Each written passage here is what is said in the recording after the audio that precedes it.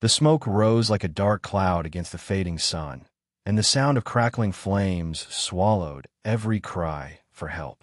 On the side of the highway, a car burned like a furnace, and trapped inside was a child, small, terrified, and moments away from being lost forever. People stood frozen, unable to move, fear anchoring them where they stood. But then, through the haze and chaos, a man emerged. His clothes were tattered, his face marked by years of struggle, and in his trembling hands was a single decision: to walk away or to step into the fire.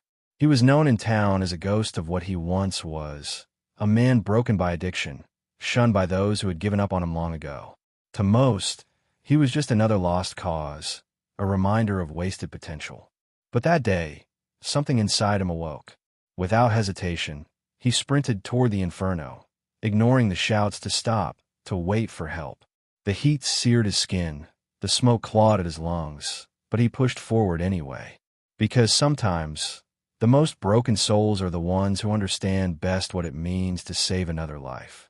The flames wrapped around him as if trying to keep him out, but he didn't stop. He smashed the window with his bare arm, blood mixing with soot, and reached inside for the small boy. The child's cry was faint, muffled by the roar of fire, but it was enough. With a surge of strength he didn't know he had, the man pulled the boy free and stumbled backward, collapsing onto the asphalt just as the car exploded behind them. For a moment, there was silence. Then the crowd rushed forward, disbelief written on every face. Paramedics arrived. Police cars screamed down the road, and reporters began to swarm. But when they asked the man for his name, he simply shook his head. "I don't deserve to be remembered," he whispered before disappearing into the crowd. To him, it wasn't heroism, it was redemption. He didn't know that his story wouldn't end there. Because somewhere in the distance, a group of riders had heard what he'd done, and they weren't about to let the world forget the name of the man who stepped into the fire. What happened next would become a story told across the country, a story not about addiction, but about courage. A story that proved even the most lost can still become someone's savior. And by the time the engines began to roar, carrying his name across every highway in America, one truth became clear.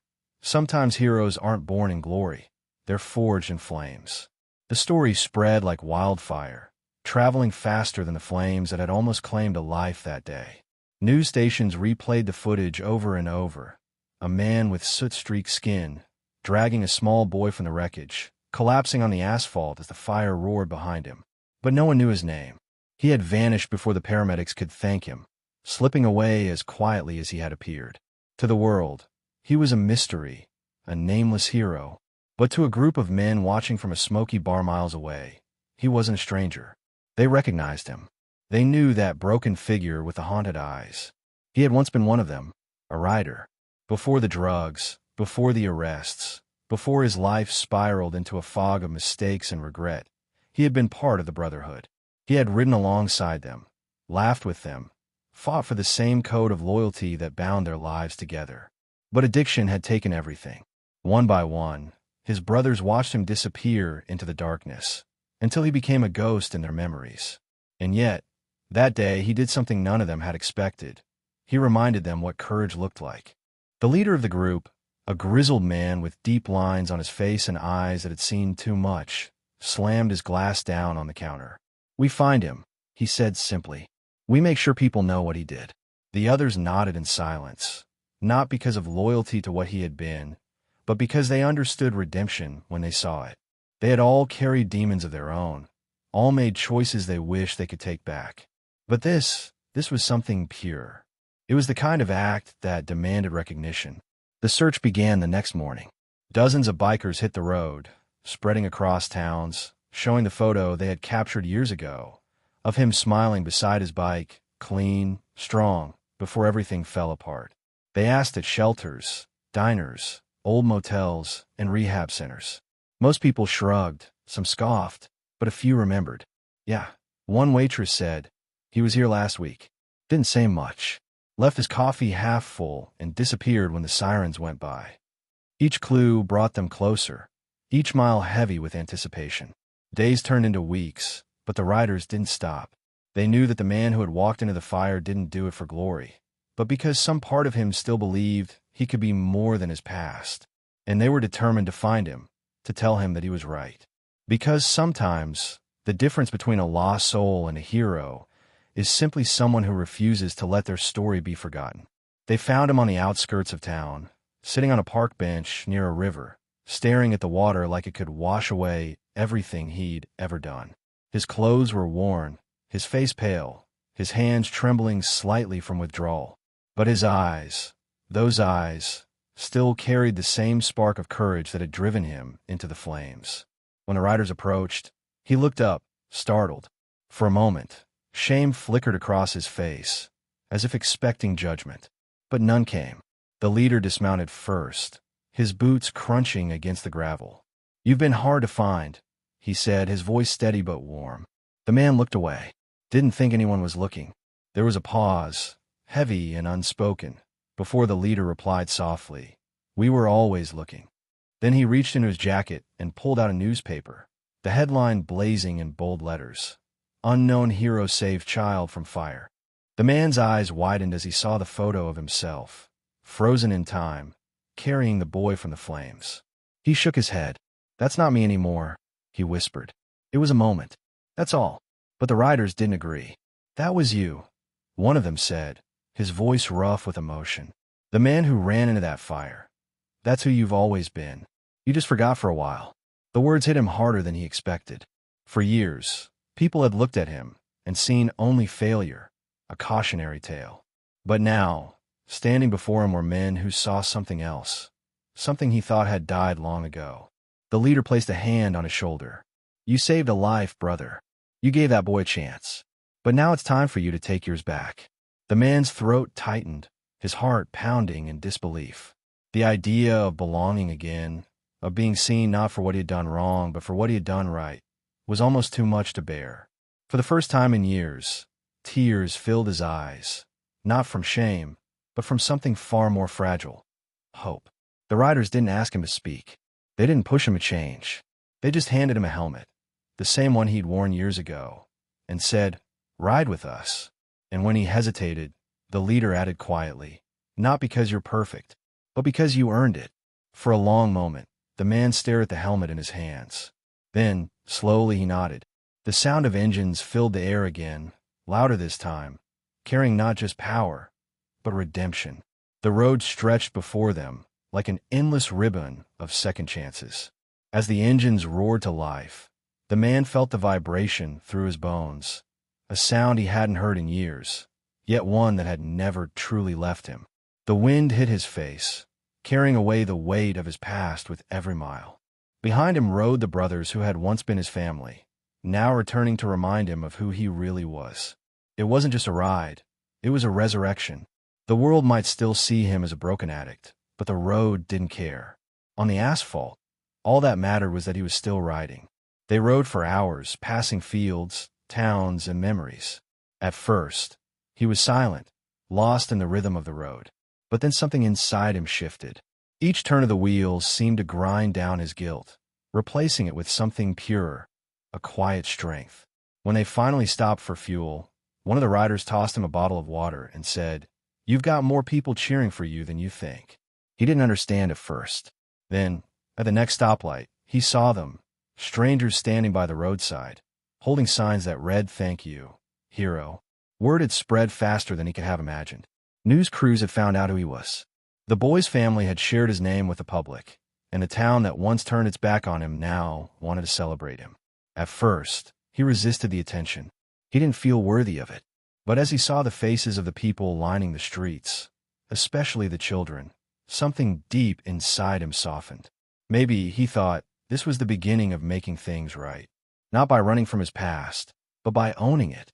The leader watched him closely, noticing the change in his posture, the way his eyes lifted higher, steadier. "You see," he said, clapping him on the back. "The fire didn't destroy you. It burned away what needed to go."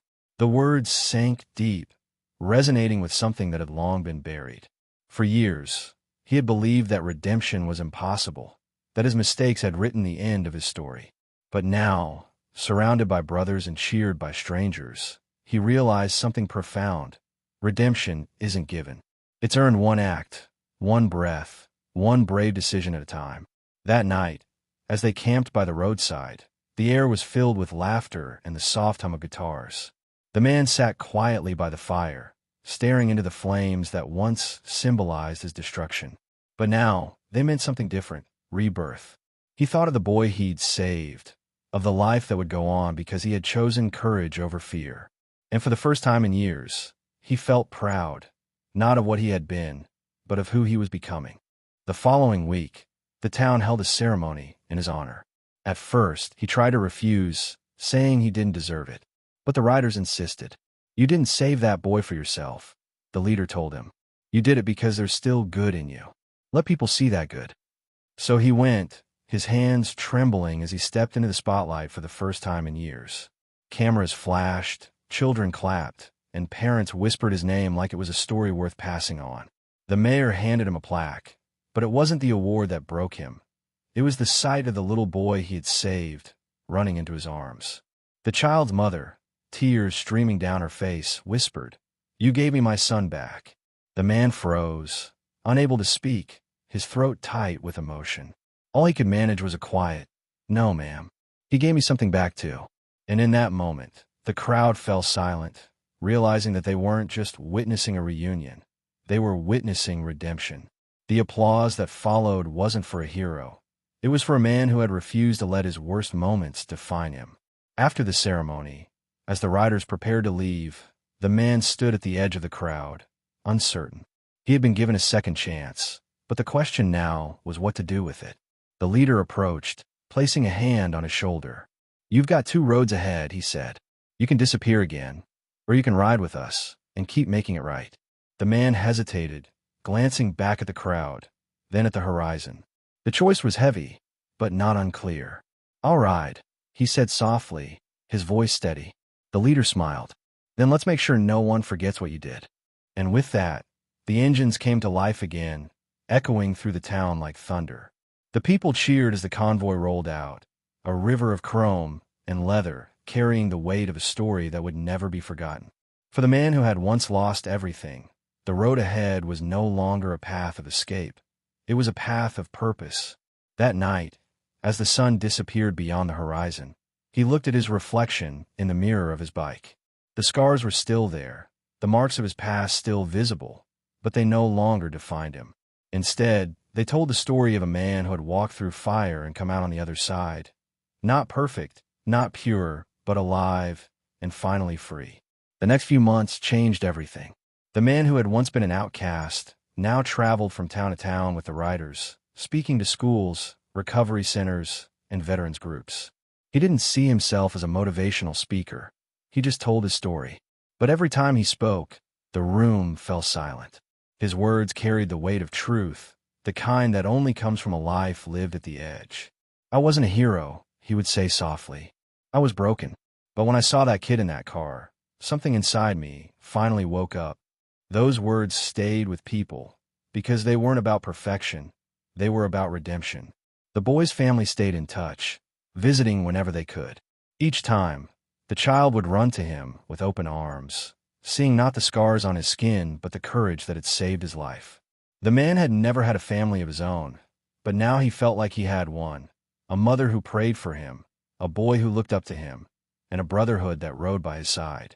The emptiness that addiction had carved out was slowly being filled, not by substances, but by purpose. But the road was not always smooth. There were nights when the cravings returned, when guilt whispered that he didn't deserve his second chance. Those were the nights when he'd sit beside his bike, hands shaking, staring at the stars. And just when the darkness felt too heavy, the rumble of engines would echo in the distance. His brothers would arrive, park beside him, and sit in silence. They didn't need to speak. The sound of their presence said everything. Brotherhood wasn't about words. It was about not letting someone face their demons alone. One night, during a charity ride, a reporter asked him, "Do you ever wish you could erase your past?" He thought for a long moment, then shook his head. "No," he said quietly, "because if I erase my pain, I'd erase my purpose. Everything I went through led to that moment. If I hadn't fallen, that kid would have died." The answer became one of the most replayed lines from his interviews. a truth that resonated with anyone who had ever fallen and feared they couldn't rise again. And as the convoy of bikers thundered down the highway that night, headlights slicing through the dark, he rode in the middle of them, steady, strong, and finally at peace. For the first time, he wasn't running away from his past. He was riding toward his future.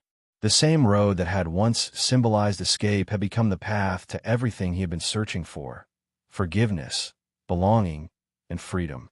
The story of the man who saved a boy from a burning car became a movement. Across the country, people began to reach out to biker organizations, inspired by what they had seen. Communities invited the riders to participate in events that promoted recovery, second chances, and the power of redemption. The man's act of courage had become something much larger than himself. It had become a spark of hope for countless others who had been dismissed as lost causes. The bikers called it Ride for Redemption. Every year, hundreds of riders gathered from all over to honor those who had fallen and risen again. The man always rode at the front, the boy he'd saved now a teenager, waving a flag from the back of one of the bikes. It wasn't about glory or fame. It was about showing the world that even in brokenness, beauty could still exist, that people who had been written off could still write their own ending. During one of those rides, as they stopped at a gas station, a young man approached him, thin, nervous, with eyes that carried the same lost look he once had. "I saw your story online," the stranger said, voice trembling. "I was about to give up, but then I watched that video. You gave me hope." The man didn't know what to say at first. He simply placed a hand on the young man's shoulder and said, "Then you've already started your ride back. Just don't stop." Moments like that became common. Every handshake, every story shared, reminded him why he was still here. The fire that once nearly consumed him had become his light, a symbol of transformation that continued to guide others through their own darkness. His redemption wasn't just personal anymore. It was contagious. Every person he met became part of that same story, carrying it forward in their own way. And sometimes, late at night, when the convoy camped by the roadside and the world grew quiet, he would look at the stars and whisper to himself, "If you fall, rise again, because someone's waiting for you to be their miracle." The riders would glance his way, understanding the meaning without asking.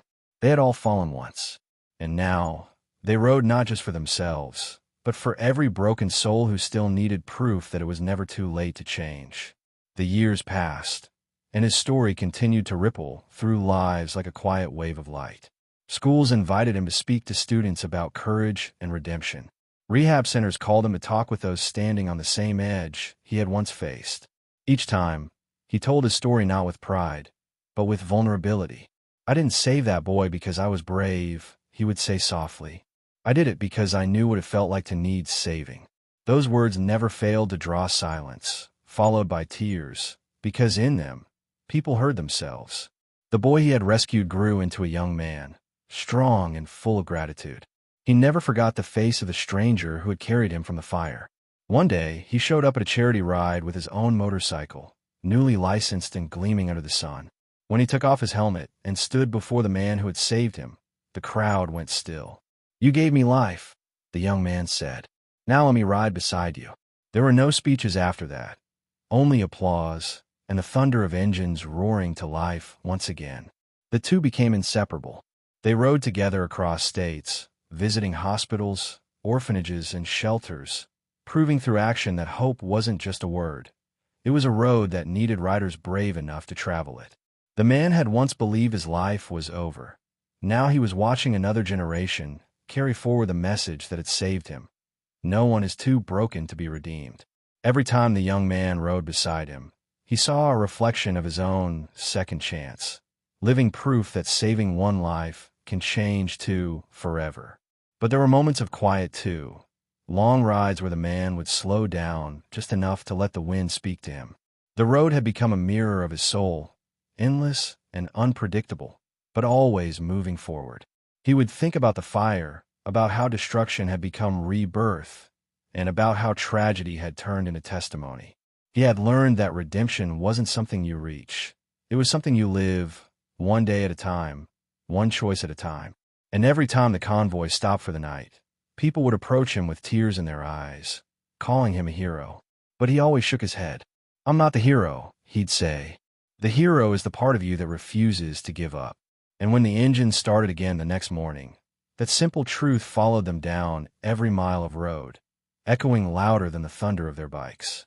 One autumn evening, as the sun bled into the horizon and painted the world in gold, the man and his brothers gathered one last time for the annual ride for redemption. The air was cool, the sound of engines steady like a heartbeat that refused to fade. Thousands of riders lined the road, their headlights illuminating the dusk. It had been 10 years since the fire, but the memory still burned bright, not as pain, but as purpose. Before the ride began, the man stepped forward to address the crowd. His voice, roughened by time but strengthened by truth, carried over the rumble of engines. 10 years ago, I thought my life was over, he began, but I was wrong. That day, I found out that even when you're lost, even when you've broken everything good in your life, there's still a reason to rise. Because someone out there still needs you to. His words weren't rehearsed. They came straight from the scarred heart of a man who had lived every syllable. As he spoke, the crowd fell silent. Among them stood the boy he'd saved, now a grown man, tears glistening in his eyes. The man smiled and nodded toward him. "This is the reason we ride," he said, "not to escape the past, but to make sure no one else gets left behind in it." The riders responded not with cheers, but with the deep, unified roar of their engines, their way of saying amen. That night, as the convoy disappeared into the horizon, the stars above seemed to follow their path. The road stretched endlessly before them, each mile a testament to resilience. The man rode at the front, wind against his face, his reflection flickering in the mirrors of those who followed. To anyone watching from afar, it looked like an army of light cutting through the darkness, proof that even broken men can become beacons. And somewhere deep in his heart, as the highway whispered beneath his wheels, he knew the truth that had carried him all those years. Sometimes, the fire that almost consumes you becomes the very light that guides you home. As the years went on, the story of the man who saved a boy from the flames became something greater than he ever imagined. It became a legend. Not the kind written in history books, but one told by travelers at gas stations, whispered in bars, and shared on long rides beneath open skies. People didn't always remember his name, but they remembered his courage, his redemption, and the brotherhood that carried him. To the riders, he wasn't just a man. He was a reminder of what humanity could still be when compassion conquered judgment. The man never grew comfortable with praise. Fame, to him, felt like a burden, and every time someone thanked him, he'd simply say, "I just did what needed to be done." Yet, behind that humility was a man who had finally found peace with himself. The nightmares that once haunted him had quieted, replaced by dreams of open roads and laughter shared around campfires. For the first time, he no longer saw himself as an addict or a failure. He saw himself as a man who had fallen and gotten back up, over and over, until standing became his purpose. One winter morning, as frost glittered across the fields, he received a letter. It was from the young man he had saved all those years ago, now married with a child of his own. Inside was a photograph, his son, holding a toy motorcycle and smiling wide. The message beneath it read, "Because of you, he has a future." The man stared at the picture for a long time, tears filling his eyes. In that moment, everything came full circle. The fire, the pain, the loss. It had all led to this. A single act of courage had rewritten generations. Later that day, the riders gathered for another ride, this one quieter than the rest. They rode through snow-dusted roads, engines echoing softly through the cold air.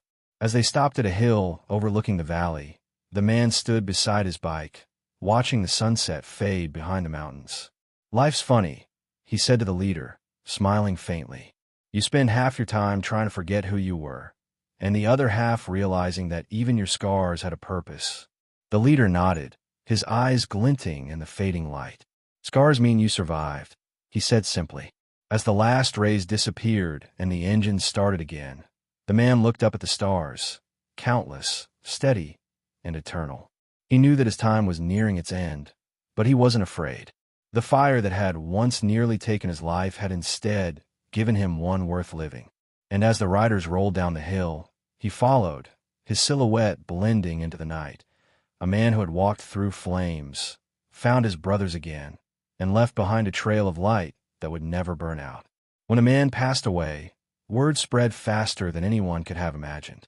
Thousands of bikers, veterans, and strangers from across the country made the pilgrimage to honor him. The procession stretched for miles, engines roaring, flags flying, chrome gleaming beneath the morning sun. The road that had once been his refuge now became his farewell. People lined the highways, not in mourning, but in gratitude. They didn't see a fallen man. They saw a life resurrected, a soul redeemed. At the memorial site, the boy, now a man, now a father, took the stage. His voice trembled as he spoke. He thought no one would remember him. But look around. He gestured toward the endless sea of riders, their engines idling in solemn unity. He was proof that it doesn't matter how far you fall, only how many times you're willing to rise. He saved my life. But what he really did was teach the world what redemption looks like. The crowd fell silent, the air thick with emotion, until the engines began to rumble, one by one, like thunder rolling in the distance. The leader of the bikers stepped forward and placed a helmet on the man's casket, the same one he had worn the day he ran into the fire. He wasn't perfect, the leader said, his voice cracking, but he was real, and that's what made him a legend. Then, one by one, the riders revved their engines, a sound so powerful it shook the ground. It wasn't noise. It was a final salute, a promise that his story would never fade. As the convoy departed, carrying his ashes across the open highway, the sun broke through the clouds, flooding the road with light. The riders moved as one, a river of chrome and wind, the man's spirit riding with them. Forever part of the brotherhood, forever part of the road. Every turn of the wheel was a heartbeat, every gust of wind a whisper of his name. Somewhere in that endless horizon, he was free again, and though the world would move on, his story would live wherever engines roared and second chances were needed. Because sometimes, the greatest heroes aren't those who never fall. They're the ones who rise from the ashes, carrying the light of redemption for everyone still lost in the dark. And as long as the road stretched ahead, his legend would ride on. Some stories fade with time, but not this one. This was never just about a man who saved a child from a burning car. It was about a soul that walked through fire, lost everything, and still chose to save another life when no one believed in him. It was about the moment when redemption stopped being a word and became something you could see, feel, and hear in the roar of 100 engines honoring a forgotten hero. His scars didn't define him, his courage did. And that courage lit a flame that still burns wherever someone chooses to rise again instead of giving up. His life proved that even the broken can become beacons, that the weight of your past doesn't erase your worth, it shapes it. Every wrong turn, every fall, every wound, it all becomes the kindling for something greater if you let it. Because sometimes the fire that almost destroys you becomes the very thing that purifies you. The addict who was once ignored by the world became the man who reminded it what real humanity looks like. And through his story, we're reminded of our own ability to change, to step back into the flames for someone who needs us. The bikers never called him a saint or a savior. To them, he was one of their own, a brother who proved that redemption isn't found in perfection, but in persistence. They carried his story not as a tragedy, but as a victory over shame, over doubt, over every voice that says it's too late to start again. And maybe that's why his name still echoes across highways, whispered in the sound of engines, and remembered in the quiet moments when someone chooses to do what's right instead of what's easy. And you listening to this now, maybe you've fallen too. Maybe you've made mistakes that still haunt you. But this story is a reminder that no matter how far you've gone, no matter how broken you feel, there's always a road back. Redemption isn't about erasing the past. It's about using it to light the way forward. The fire didn't end his life. It gave him one. And it can do the same for anyone brave enough to believe they're not beyond saving. If this story moved you, don't let it end here. Share your thoughts in the comments. Your words might be the light someone else needs. Subscribe to the channel for more stories that remind us of the power of second chances. And leave a like if you believe that even the most broken can rise again. Because in the end, the world doesn't remember how we fall. It remembers how we stand back up and keep riding toward the light.